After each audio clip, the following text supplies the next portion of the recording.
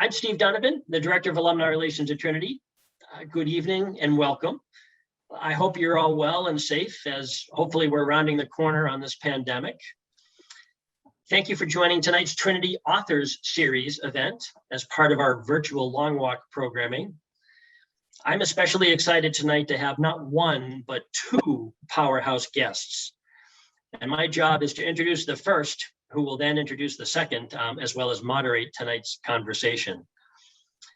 Jennifer Regan-Lefebvre is Associate Professor of History at Trinity and the college's Faculty Director of Innovation Initiatives. These are just a few of the things that she does. She actually didn't list them all, I don't think. She holds a BS from Georgetown University and an MA and PhD from Queen's University, Belfast. Before joining Trinity in 2013, she taught at the universities of Exeter and Cambridge. At Trinity, she teaches widely across British and British imperial history. Her next book will be published in early 2022 by the University of California Press and is entitled Imperial Wine: How the British Empire Made Wine's New World. Jennifer is really quite the renowned wine expert and all too modest, something that she didn't list here, but I'm going to sort of insert. Jennifer was named one of the future 50 of the global wine industry by the Wine and Spirits Education Trust and the International Wine and Spirits Competition in 2019.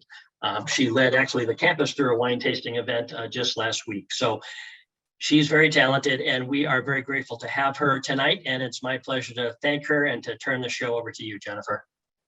Thank you so much, Steve. It's my pleasure to be here. And thank you to Steve and his colleague, Bonnie, in the alumni office. You guys are such pros. You make everything so easy and it's a pleasure to work with you. But it's even more of a pleasure, I have to say, to introduce our speaker tonight, Michael Kluger, Trinity College class of 1978. Mike was a history major and he also won the George Cooper Prize in British history during his time at Trinity. He then went on to take an MBA in finance from the University of Chicago Graduate School of Business, and then spent over 40 years on Wall Street, by which I mean in banking and finance. First at Merrill Lynch, then at Liberty Partners, which he co-founded, and then at Altaris Capital Partners LLC, which he also co-founded and which focuses on private equity investment in healthcare. Mike has been an outstanding alum. He has been a trustee of Trinity College for the past, I suppose, 8 years. He's now finishing his term and we're going to be very sad to see him go, although we're not going to let him go very far. His wife, Heidi Green, is also class of 1978. They have 2 children, August and Anna, one of whom, August, or Gus, is class of 2013, which is just before I arrived at Trinity, which is, you know, ships passing in the night. Mike is also on the board of the Posse Foundation, which some of you may know is a very prestigious scholarship for students from certain urban high schools. And he is a wonderful philanthropist, particularly in the field of education and libraries.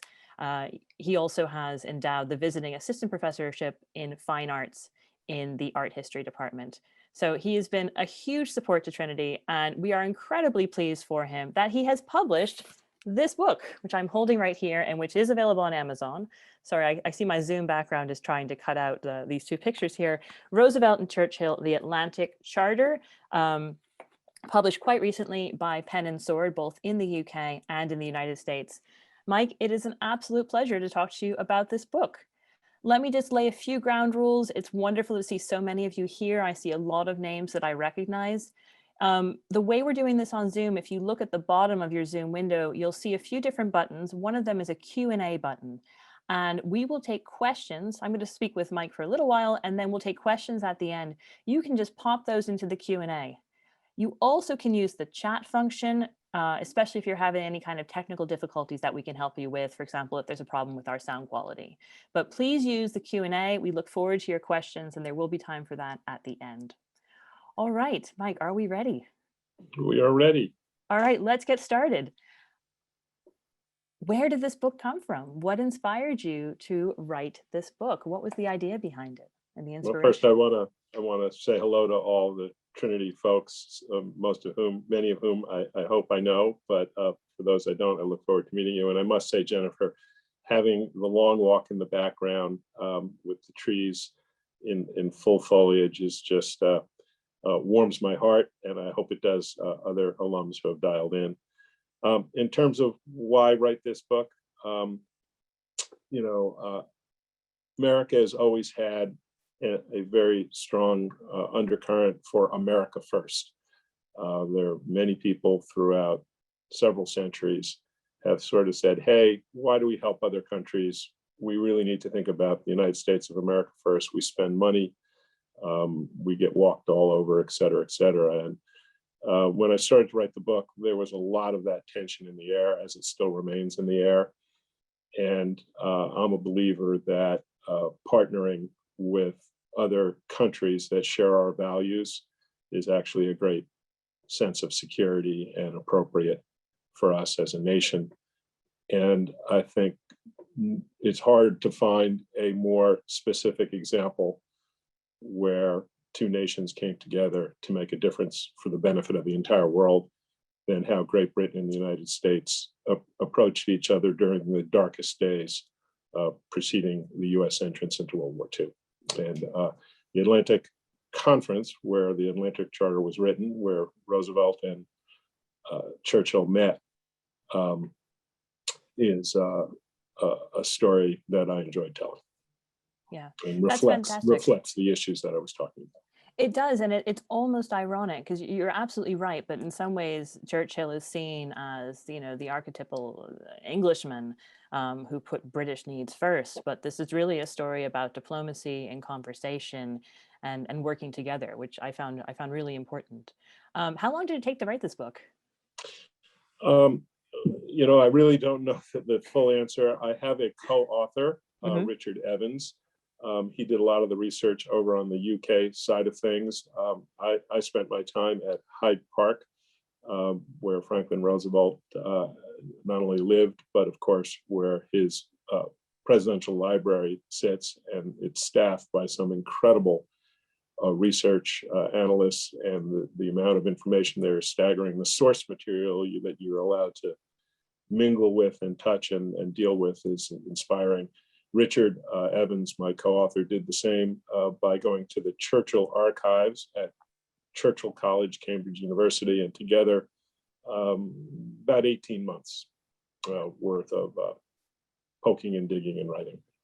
Which I think is actually incredibly fast. And I've worked in the Churchill Archive myself at Churchill College. It's one of the most important repositories for information about 20th century British politics, not just Churchill, but many of the people he worked with. So it's a fantastic resource. And by the way, that's Hyde Park, New York, of course, and not Hyde Park in London, just for any of our British listeners who might have been a little bit thrown off there. So, you talk about it being overwhelming, and it is. I'm so in awe of anybody who tackles Churchill, because there have been hundreds of books written about Churchill. So what do you think is somewhat new, or is fresh, or is particularly important about the approach that you and Richard have taken here? Well, I hate to shatter the Zoom conference right out of the box, but I'm not sure there's anything earth-shattering and new in our book. I think it's a summary that tries to pull together the relevant aspects of getting together, who the people were, their backgrounds, the roles they played, and the judgments they made.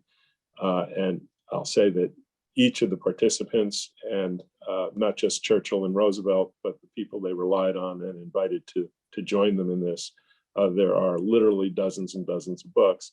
There are one or two things that I think we did recognize and discover. In particular, Churchill actually did two stints as the First Lord of the Admiralty in World War I under David Lloyd George, and then again, before becoming Prime Minister under Neville Chamberlain, he was again First Lord of the Admiralty in beginning in 1939. And that was a critical time for Britain to face Germany, which Hitler, since coming to power in 1932, started really building up the Luftwaffe and the other military capability. And Great Britain was way, way, way behind, and didn't really start gearing up until 36. But no sooner had Churchill come on board in 39 that he decided having been the first Lord of the Admiralty in World War I, and very frustrated with government bureaucracy and its slowing down procurement, great idea, why don't we spin it out? Spin procurement out under Lord Beaverbrook, who was basically the Rupert Murdoch of his time. He was actually a Canadian journalist who had quite the ego and quite the mouthpiece. And Murdoch said, sure, I'll take over it. And what I found out in reading about one of the key participants at this gathering, the Atlantic Conference, was a fellow named Wilfred Freeman, who very quietly began handling procurement for the RAF, Royal Air Force, in 1936. So Germans had a head start in 32, and Britain had to play catch up. And Beaverbrook actually made a hash out of it. It was dysfunctional. The not-for-profit, spin-out, non-governmental, could not communicate with the military people where all the real knowledge and ideas came from. And procurement was in total chaos until Freeman came along. And in the darkest days of the Battle of Britain, the summer of 1940, Freeman unbelievably got Britain to the point where it could replace 400 planes a month, which is what they were losing. And I think that was instrumental in the war, in that Hitler realized that he could not shoot enough planes out of the sky. As fast as he could shoot planes out of the sky, Great Britain could produce young men with 6 weeks of flying lessons and produce 400 planes. And Luftwaffe was losing a lot more than 400 planes a month. And he continued to bomb cities. Hitler gave up on the idea of winning the war in the air. And so Wilfred Freeman, to me, I don't know if those on the phone want to push a button, can push a button and say, whoever heard of Wilfred Freeman? But I think in the long run, the man has been totally misunderstood in what he was able to do for Great Britain. Yeah, an so unsung hero. that's not very original, because honestly, there are books written about Wilfred Freeman. It's just I highlighted that with a chapter on the man himself. Yeah, no, but I'm often telling to my students who are all working on their research papers right now in my various classes, that the bar for originality is not that high. It's not that just discovering that Churchill had an alter ego, or that we got his middle name wrong or something. It's giving a new spin on things, or a new perspective, and sometimes that is about synthesizing the existing literature to offer a new point of view, or a more nuanced point of view, and to bring in some different characters, for example. So I think this all gives us insight. So I think you're being a little too modest. But something that you're saying that's really interesting is that this importance of military procurement, which seems like a kind of slightly anarchy kind of thing for military historians, is actually really important. It becomes a big issue in mobilizing the whole country, really the whole empire, for the war. And I wondered if you could think about military history, diplomatic history, what's known as the study of high politics. So really the political decision makers has been a little bit pushed to the side to make some more room for social history and cultural history over the past few decades. And you're really reasserting that vision. Do you have any thoughts on that, on these different approaches to history? Yeah, so certainly I'm not one to say that social history isn't ascendant or shouldn't be in the forefront of our minds. But what I'd like to say is that leadership matters as well. Yeah. Churchill risked life and limb getting in the HMS Prince of Wales, a single boat. He started out with a bigger flotilla, but given a storm and the time and speed he needed to cross the Atlantic, he ended up making that trip as a lone boat over to Newfoundland. And he was desperate to do that. He thought he was going to talk FDR into declaring war 120 days before Pearl Harbor, which is when this meeting took place. FDR was desperate to make sure that Great Britain didn't surrender. And he was not ready to declare war, but he was ready to use whatever resources the United States had to keep Great Britain from surrendering. And that's why they got together. But to answer your point about leadership, what they basically concluded, and they actually prepared to do this before they met. They said, look, the primary reason we're getting together is what I just said a moment ago. But at night, they sat around and they said, you know, the world, when the United States comes into the war, and we're going to end up with an entire world inflamed, what do we, when we're going to win the war, what do we have to do to make sure we never have another world war again?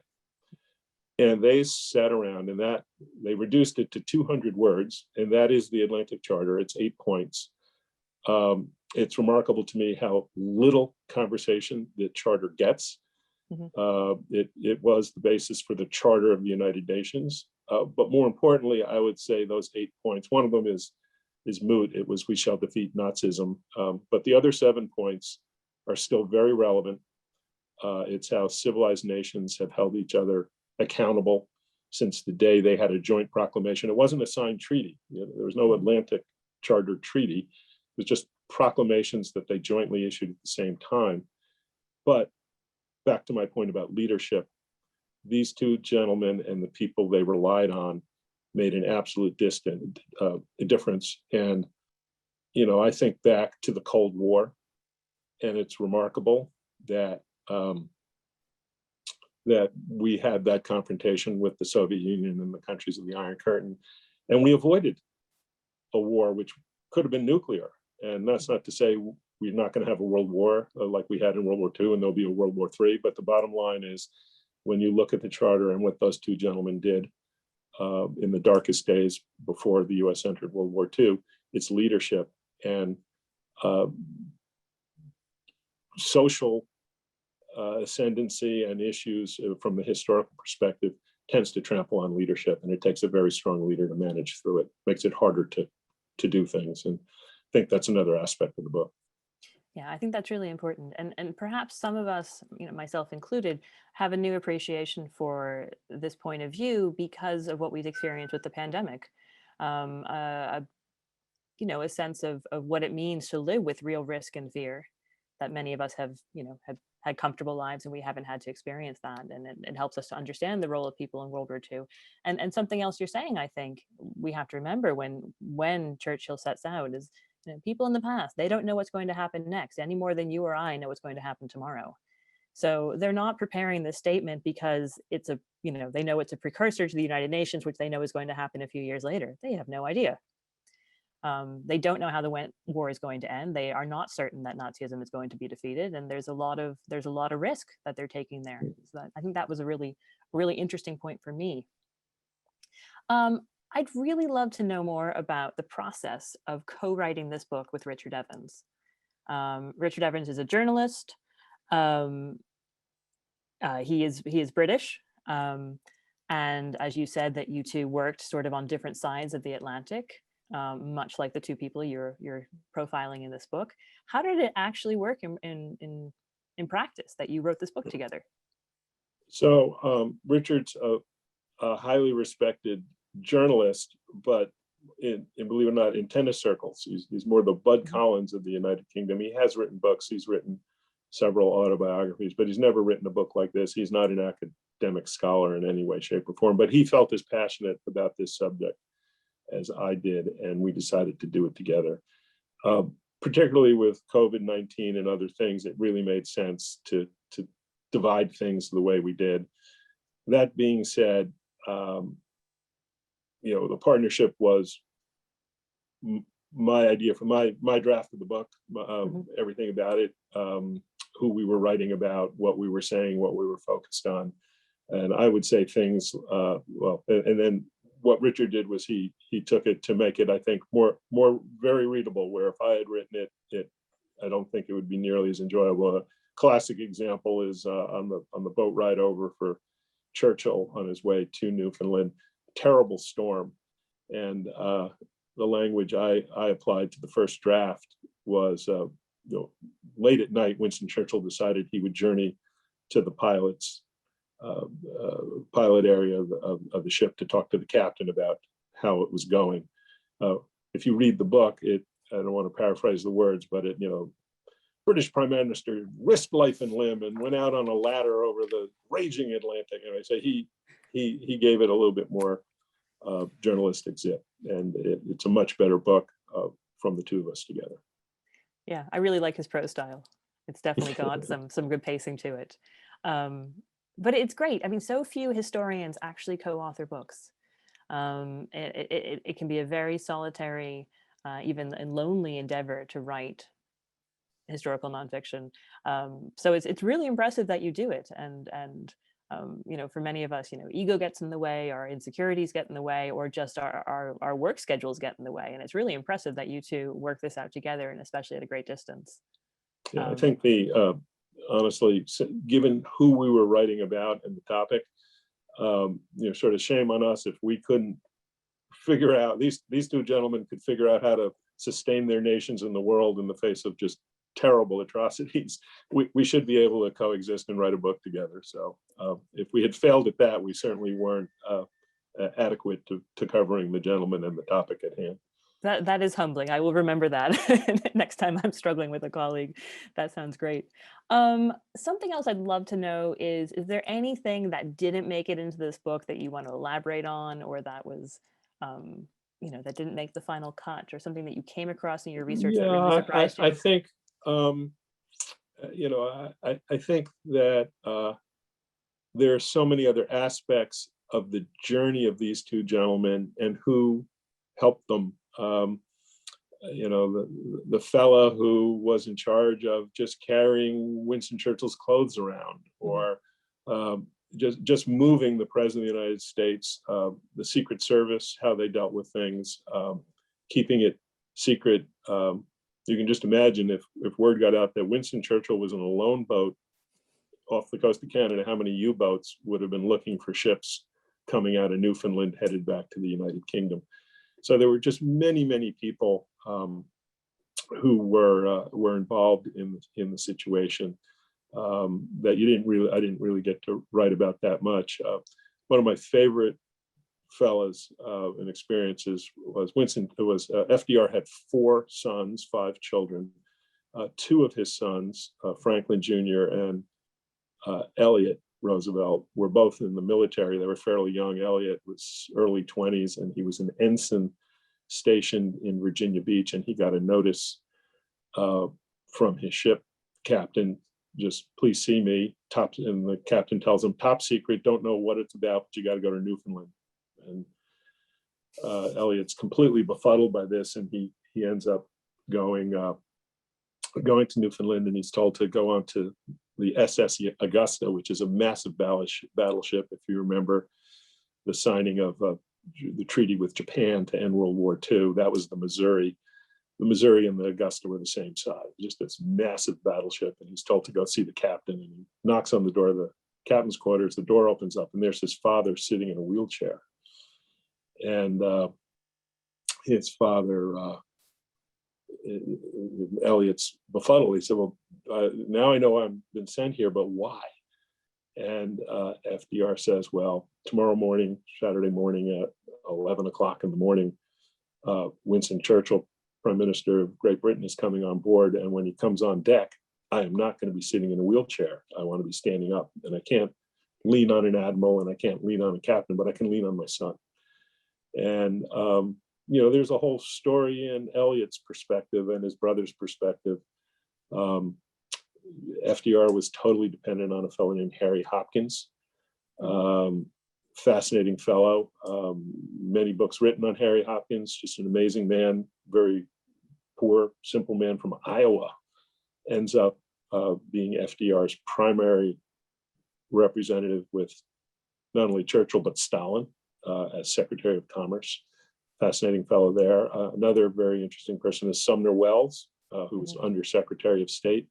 Cordell Hull was the Secretary of State. He had been dealing with some illness, but he was well enough to make this visit, and FDR chose Sumner Welles and not, you know, his boss, not Cordell Hull, who was a very, you know, substantial Secretary of State for this country. So there's a whole story there. So you could just take the people and the individuals involved and just dig further into their lives, and it reflects a lot of the same issues that are covered in the book. Just no room to do it all.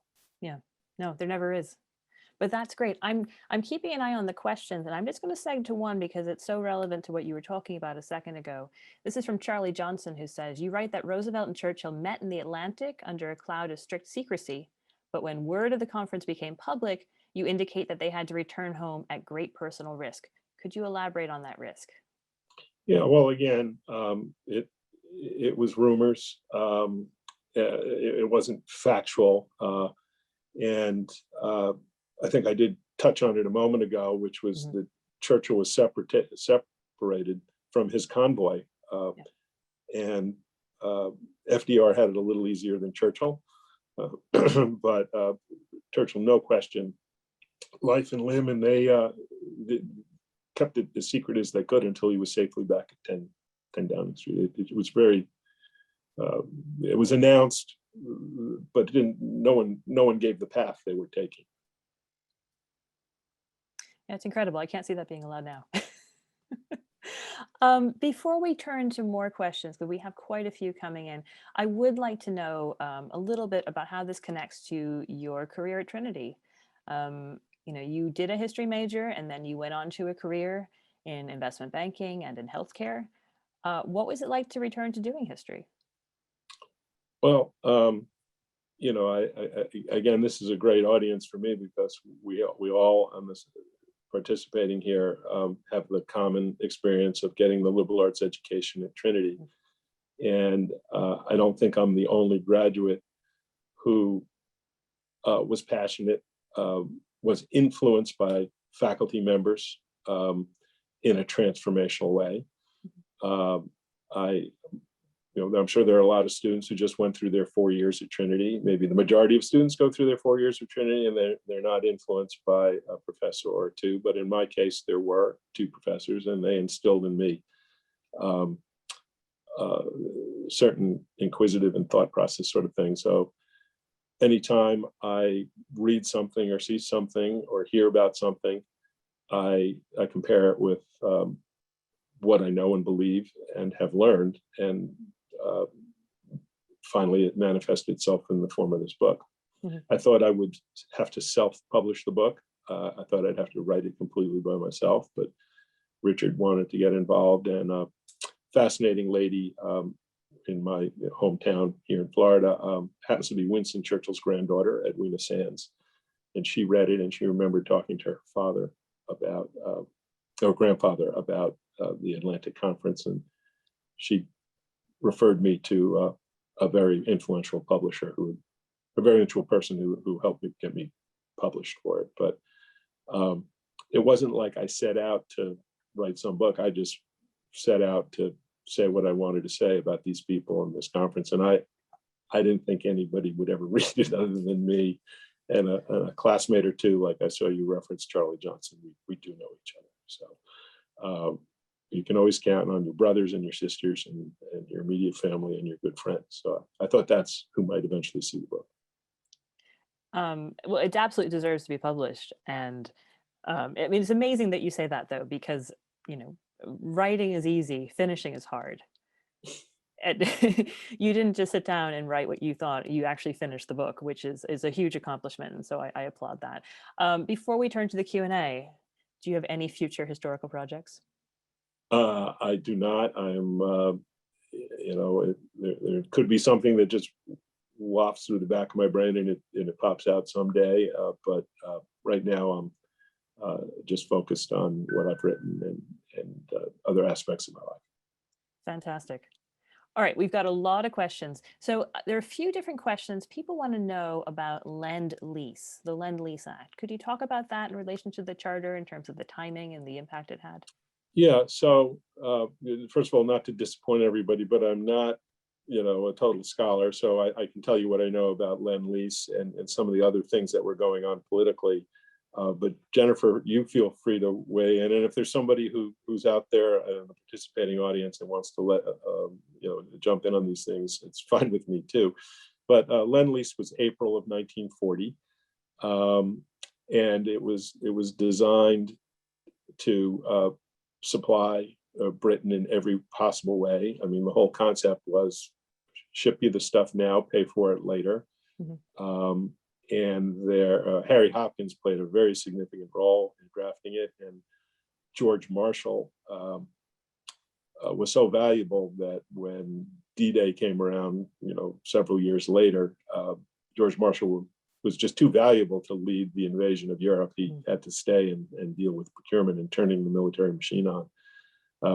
In 1940, when Lendlease was passed, there were 200,000 people in the United States military service worldwide. 6 years later, there were 8 million. Just think about that. I mean, the transformation that went on was staggering, and that's what Lendlease was. But again, it only 8 months before Pearl Harbor is when it got passed. A very interesting point. This meeting, of course, is taking place 4 months after the passing of Lendlease, and that while they're actually having the conference, there's a vote taken on the Conscription Act it was passed in 1940 to say that men over the age of 21 and up to 45 had to register in case they were drafted. This was in 1940. They could serve 1 year. Now, I don't know anybody who could get trained and deployed and returned in 1 year and be effective. It wasn't a very useful Conscription Act, but that came up for renewal while the Atlantic Conference was going on. And to give you an idea about what FDR was dealing with, it passed the House of Representatives by 2 votes. It was very divided nation. And the change was to go from 1 year of conscription to 2.5, which was a pretty material difference. You could see that even in the 4 months, people started to realize we were headed for a war. We've got a few different questions about the FDR and Winston Churchill relationship and whether FDR's reluctance or inability to enter the war when Churchill wanted was a source for frustration. And did this continue on? I mean, 2 very different gentlemen, 2 very different personalities, and 2 very different objectives. Churchill was what you see is what you got. He was very blunt. He was very direct. FDR played, I hate to use the word, but he played poker. He would say one thing to one party and another to another, not to say that he was dishonest in any way. He was just very Machiavellian in his dealings. And his objective was to keep Great Britain from failing, from surrendering. And he was reelected in November of 1940. He was inaugurated for the 3rd time. I think most people on the Zoom call would know that was the first time he was a president for 3 terms in January. So now this meeting is taking place 8 months after that. His platform for the campaign in 1940 was re-elect FDR. He will keep us out of the war in Europe. He actually ran on a platform of, hey, I will supply the UK. I know how to, I'm so good as not a bureaucrat, but such a good on the procurement side. I've got such an arm about how efficient government can be and wonderful. We can help Great Britain and we don't have to get our, really put our citizens on the front line. And that was his approach. And you can imagine Churchill, who was absolutely desperate, was not interested in just military supplies. He needed the U.S. military might to win the war, and knew that. So they were very different, and fascinatingly, they got along. You couldn't find 2 more different people, but yet they developed a bond. And many historians attribute it to the 3.5 days they spent together off the coast of Newfoundland. They had met when they were both much younger. FDR was an assistant secretary of the Navy. World War I, they met. FDR didn't even remember meeting Churchill. Churchill was a little befuddled by that, but this was the first real meeting they had. And obviously there are many meetings that took, not many meetings, but several other meetings, some of which are quite well documented and famous. But this was the first time they spent time together, and they definitely bonded despite huge difference in objectives and backgrounds and personality. I think that's so funny that Churchill was a bit put out that FDR didn't remember him. And Churchill's a very confident person, and he was such an able journalist and prose stylist. And he was so self-conscious in how he shaped really how he would be remembered in terms of how he wrote about himself. And so I find that very funny that he was a bit miffed about that. That brings us to another question, a long question from Ram Pearsall, which I think I can summarize as saying, Churchill's legacy and the way that Churchill is invoked today. Some people see him as a hero, even a savior of Western civilization. Others see him as having a very checkered past and having done a huge amount of damage throughout the British Empire, in particular, not assisting in Indian famines. Where do you see Churchill and this complicated figure? So Rand Pearsall has a very good comment, very good question there. And, what I would say is nobody's perfect. We all have our strengths and weaknesses, and there's no question that Churchill believed wholeheartedly in the concept of the British Empire. It was just part of his being. One might even argue even more so than his belief in God, and it was just the man resonated with it, and he embodied it. He was of the aristocracy. If you've ever been to Blenheim, it's not exactly a split level house in the suburbs. He's a descendant of the Duke of Marlborough, and that was his lineage. And as a youth, Churchill did unbelievable, brave, some people would say foolish, levels of service in the Sudan and in what we call South Africa today in the Boer War.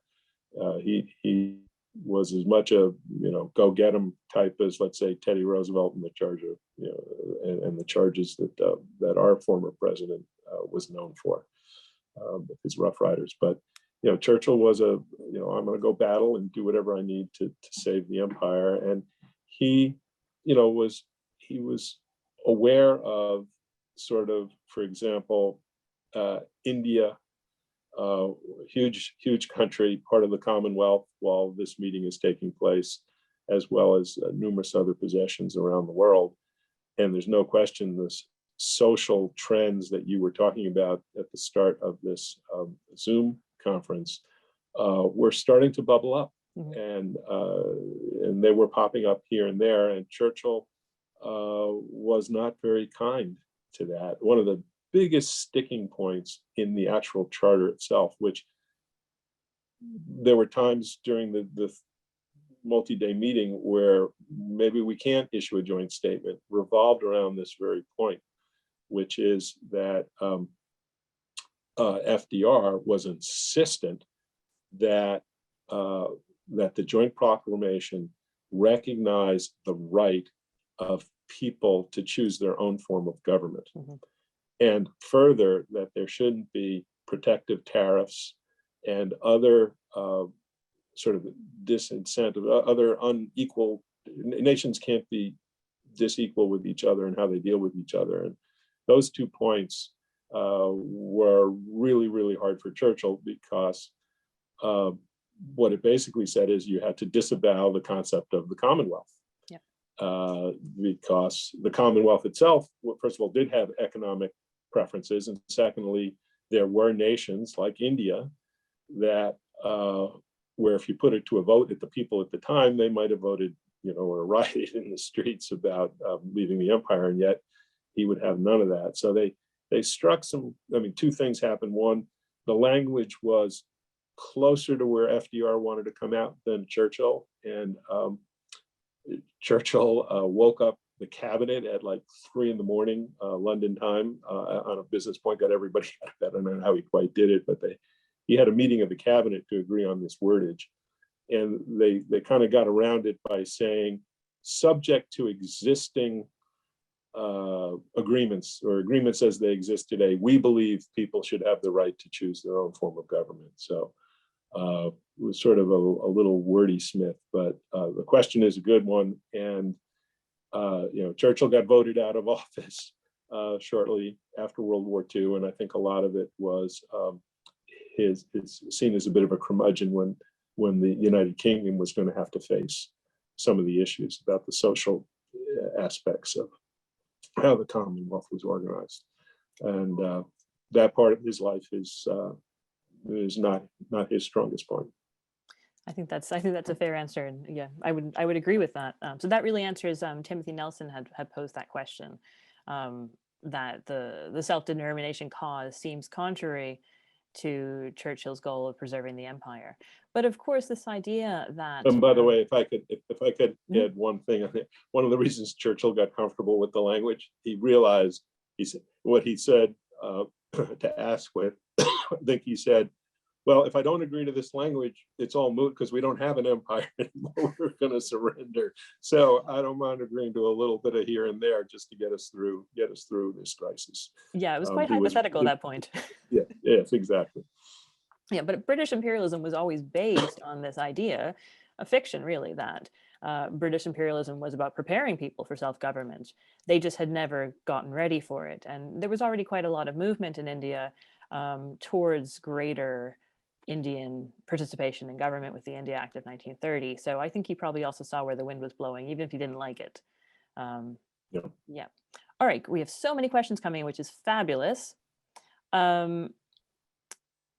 So we've got one from Peter. I'm afraid I'm going to butcher your last name, Peter. Hoodcooper, class of 71.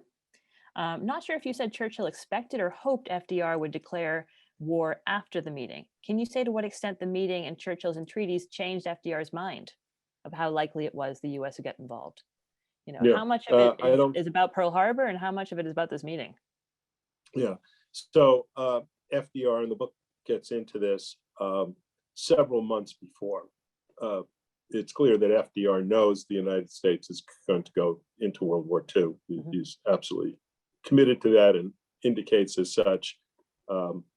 His right-hand man, Harry Hopkins, while in the UK, very discreetly, off the record, tells a table where Churchill's sitting, quotes from the Book of Ruth: "Whither thou goest, I go. Where thou liest down, I lie down until the end," which was code words for saying you can count on the President of the United States. He's going to be there.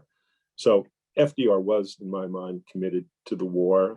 There's other evidence of that, bits of fireside chats, some of his actions, some of the things he said to people like Harry Hopkins and Sumner Wells. But he was nowhere near declaring war in August of 1941. He had just won the presidency on the platform of "I'll keep you out of the war," as I mentioned earlier. So he was determined not to. And what, it wasn't that anything changed his mind about the need to enter the war. It was that finally it would be overwhelming support. What he didn't want to do was go into a war where people were grumbling that it was the moneyed class or other types of special interests that were dragging us into the war. He lived with the specter of that which hung over Woodrow Wilson, of the certain, what I say, America First contingent around the states who constantly were throwing that out there, and he wanted to wait until.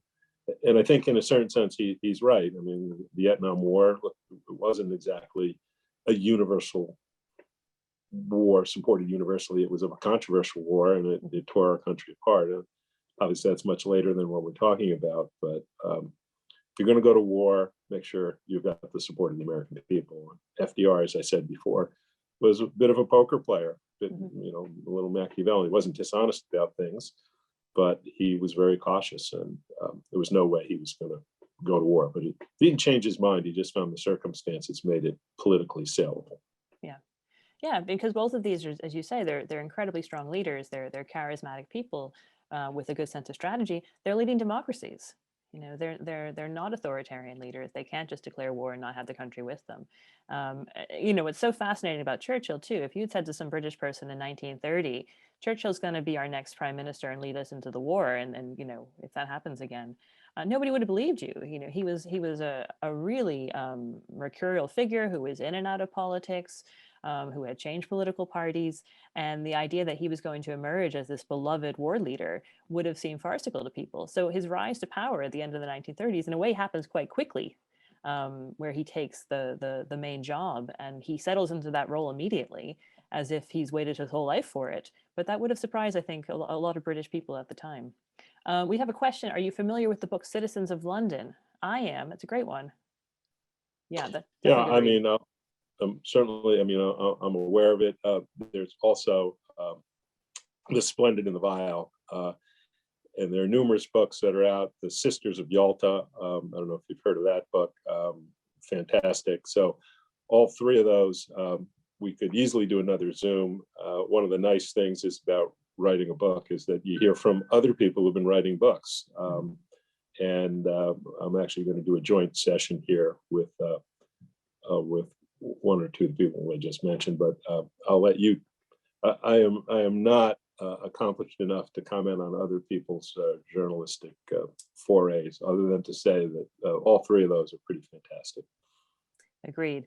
What about television, though? We have a question about Atlantic Crossing on PBS, which I have not seen myself, but apparently one of the suggestions it makes is that the Crown Princess of Norway actually influenced Roosevelt's decision to enact the Lendlease Act to provide ships and munitions to Great Britain. This, of course, was when Norway was occupied at the beginning of the war. Do you have any insight into this?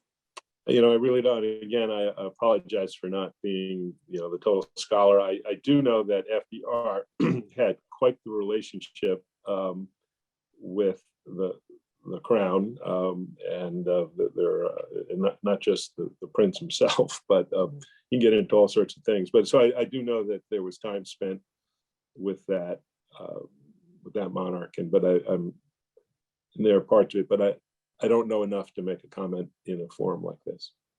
Nor can I. You know, I'm at this point in the semester, I can't remember where I parked. So we Well, finish next week. You have 3 kids. As long as you know where each of the 3 kids are, you can forget about a car. You just keep track of the kids. Hopefully asleep. Yeah. A quick question from Mike Sherritt. Why did Churchill, why did he not fly through Lisbon and Bermuda? Why did he take a boat? It's a good question. I honestly think that there was no way, of course, to make a transatlantic. It wasn't that comfortable. The planes that flew, it was just safer. Also, leaving from an airport, it's a pretty visible thing. He was able to sneak out through Scapa Flow, Scotland, in the middle of the night. And I don't know the answer to that question. Mike Sherritt, who, by the way, I've known since I'm 5 years old or less even. So it's a good question. I don't know the answer to that, other than I did read a lot about, for example, Harry Hopkins and the numerous trips that he took in a DC-3 unheated. He would have, you didn't fly directly. He would, you know, Harry Hopkins would fly DC, Montreal to Newfoundland, Newfoundland to Iceland, Iceland to Ireland, and the planes weren't heated, and they were tin buckets, and there was nothing remote. I think it was just a lot safer to go in a destroyer. But I don't know. It's a good question. Yeah, no, it sounds like my last flight with Aer Lingus, but there you go. But I think you're absolutely right. You know that it would have been very cold, very uncomfortable, incredibly noisy. No time to think. Certainly no time to write. Here's a question from an anonymous attendee. It must have been great writing about the greatest generation. What are your thoughts about where we are today? Oh boy, that's the big one. If ever there were a question that I am incapable of doing proper service, it's a great question. And what I would say is one of the things that made the Great Generation, which I do believe it was, the greatest generation, was a common challenge. Mm-hmm. It wasn't just World War II. They started with the Depression. Most of them, you know, came of age in the Depression and then into World War II. And so they had the common experience of getting through some really tough stuff, and they did it together. And I don't know about COVID-19, and you know, whether that rises to a challenge like the Great Depression or something like that. But in my life, while there have been incidents where or times where the country's been challenged, 9/11, Vietnam War, that sort of thing.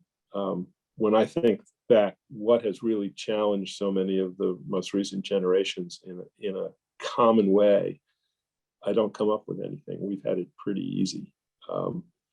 So that's just a ramble, but I think remains to be seen. There's another question that I think builds on this as well, is whether you see parallels with, say, the 1930s and with our current time. And in particular, we have a question from Carl Rapp about whether you see any parallels with the U.S. or NATO's current state of military preparation and political cohesion compared to, say, Europe in the 1930s. Yeah. Well, compared to 1930s, we're in better shape. In fact, when the two gentlemen we've been talking about met, and they literally talked about what do we have to do to make sure if we fight this World War II that we don't end up with another world war like it. There was a solution that came from Churchill with FDR support, which is let's bring back the idea of the League of Nations, but this time with a police force. And that's exactly how they talked about it. And of course, what we ended up with was the United Nations and NATO. And there are many people who feel that the great gift of the American people to Europe was not the Marshall Plan, but it was NATO. And lo and behold, we went through some pretty confrontational times. One would argue we're not completely out of the woods, but it's certainly less stressful than when we were in the 60s, 50s, 60s, and into the 70s with respect to the Soviet Union. And NATO and the United Nations together, one might argue, made everybody think about dropping a bomb somewhere. One could argue that. So I think we are better prepared today. That being said, it's a good question because I think we're less prepared today than we were, let's say, 10 years ago. In the sense that depending on who's president and what's going on, there have been people talking about diminishing NATO and that sort of thing. And again, the whole reason I wrote the book was to make sure the America first, if that's how this country wants to go, so be it. But let's just hold some experiences up to the light before we forego what partnerships with like countries can mean for us. So I don't feel that we're as strong and united as we have been in other parts of other times in my life, but we're certainly better off than the 30s. We have time for just a few more questions. A number of questions have come in about George Cooper. What would he think of you writing this book? And were there any other professors at Trinity you'd like to mention who were particularly inspirational? Yes. So first of all, it's an honor to have taken courses from George Cooper. And what I'll say is just rather than little anecdotal stories about the man which are so memorable, I will say that he was Dean Acheson's right-hand man throughout World War II. And he roomed with Hayward Hale Broun, who was sort of the Howard Cosell of his time, very famous sportscaster. He went to Swarthmore. And he was inspirational in that he called me aside after being in his class the first time, and one of those little blue books. Remember, I don't know if you still do handwritten blue books. A little bit. He called me aside and he asked me to stay after class, and he held it up like it was a stinky piece of cheese, the blue book, and he said, you actually have something worth saying, but this is the worst handwriting I've ever seen in my life. And if you think I'm going to slog through this piece of crap again, so just, he had a way of addressing you down that caught your attention. And there were many other things, but he was inspirational. And then I'd also would flag an English teacher named Milla Riggio, who retired, I'm going to guess in the last 5 years. And she on her own, in the summer, between my freshman and sophomore year, approached me as the spring semester was ending and saying, Mike, if you want to work on your writing, I'd be honored to, that was the word she used, to have you write at least 3 sort of 4 or 5 page papers, read a book. It doesn't matter to me what the book is, and tell me about them. And I'll mark that up, and I'm going to bet you'll be a better writer by the time you get back in September. So I don't think that's unique. I have, as being on the board of trustees, I must say it's interesting to see how many other trustees had faculty experiences that transformed their lives. And it's one of the great elements of this college. And I'm happy to talk about those two professors. But I'll say, I bet you there were other professors who influenced me and helped me, but I was too much of a knucklehead to really realize what they were doing for me at the time. That's lovely. And you know, it goes both ways. I mean, this is what makes our job satisfying, teaching at liberal arts colleges. And if I can just do one little shout out myself, I just looked at the attendees list and I see that one of my former students is here. So Caroline Hariri, thanks so much for coming. We'll have to catch up sometime soon. It's a pleasure. Okay, two last questions, both which are a little bit more lighthearted. One of them comes in, the third one. First of all, do we have a recommendation from Churchill's wine cellar? Very important question. Well, Churchill's wine cellar, you know, he never met an alcoholic beverage he didn't like, but the Paul Roger champagne was the man's. I've heard different stories about how much of that he went through on a daily basis, but the man had a staggering capability. Born, I think, in 1874 and died in 1963, 65 years in Parliament, and I just can't imagine how much alcohol the man consumed, but the thing he consumed the most was the Paul Roger champagne. Yeah, probably like the Atlantic worth. But I would agree. That's one thing I agree with on Churchill is that, you know, champagne is never the wrong answer. You know, breakfast, lunch, and dinner. Question from Sandy Leonard. I'm going to give a little twist on it. Your fantasy dinner party. Who do you invite, Churchill or Roosevelt, and why? Oh my goodness. Well, listen, Who would you rather hang out with? Yeah, I'm an American, and I would, you know, the thought of spending some time with FDR would be earth-shattering, but you got to go with Winston Churchill. I mean, you know, just one of the great personalities, great leaders of the 20th century, and the consummate underdog. And sorry, but as much as I respect FDR and what he's done for our country, I'd go with Winston, and I'd get some Paul Roger out of the deal too. So I think that's a good deal. All right, and final question, very serious issue on the question of European unity. Do you have any thoughts on the collapse of the Super League? Well, so this question from Jim you know, McGrath. so for those, you know, football fanatics on the phone, I'm a Gunners fan. Same. And you know, I want to be careful here. JP Morgan's a great institution. Jamie Dimon, who by the way is class of '78 from Tufts, and room with some very good friends of mine, super guy, but how he ever misstepped and agreed to finance this startup league is just crazy. And it will go down as people will be giggling about it in a few years, but it's a huge mistake. And Gunners are coming back. I'm just telling you that. Absolutely. Arsenal forever. That is all we have time for.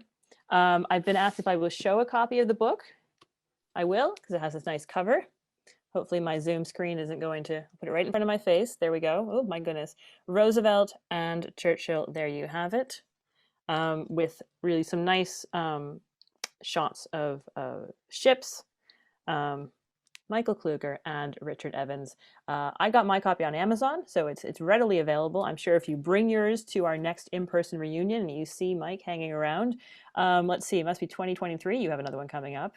You'll sign it, right? I'd be honored to. Anybody can't get a book, please get in touch with me.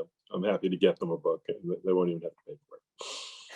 That's very kind. It's not how you make money selling books, but very, very generous. Mike, thank you so much for your time, for sharing your expertise, your wisdom with us. It's been an absolute pleasure. And thank you to everybody who came. We topped, I think, 140 participants tonight, which is phenomenal. I invite you to, join us for future Long Walk events. I also co-direct the Academy of Lifelong Learning, and we do some fun events too, which Steve Donovan in his office always makes sure that you find out about. Thank you so much. Have a wonderful evening, everybody. Bye-bye. Thank you.